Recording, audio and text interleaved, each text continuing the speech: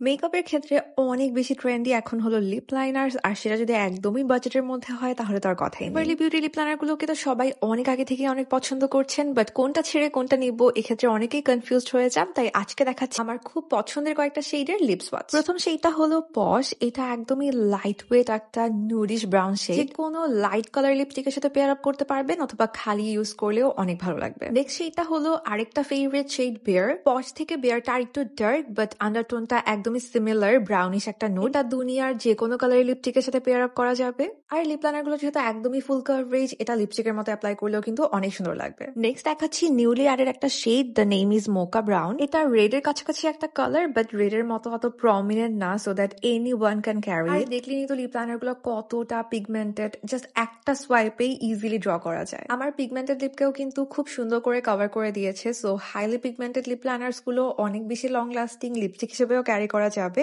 আর এগুলো কিন্তু একদমই স্মাচ প্রুফ। আমি ইভেন অনেক খাওয়া দাওয়া করি এগুলো অ্যাপ্লাই করলে একদমই সরে যায় না।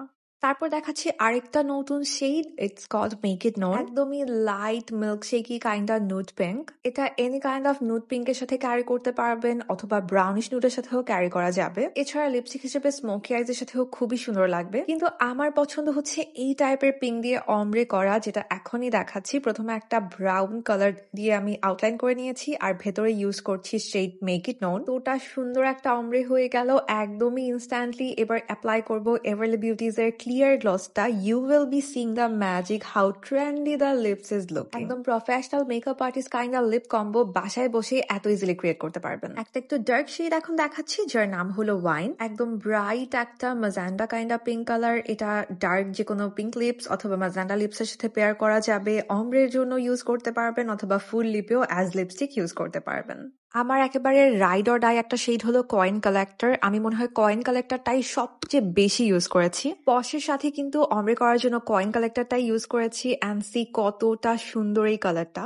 ট্রাস্ট মি, এটা যে কোনো কালার লিপস্টিকের সাথে অমব্রে করলে খুবই সুন্দর লাগে। আর কালারটা এত প্রিটি, অ্যাজ লিপস্টিক ইউজ করলেও ইউ ক্যান সি কতটা সুন্দর লাগছে। ফেয়ার টু মিডিয়াম সব স্কিনে মানাবে। তারপর দেখাচ্ছি শেড লাশ।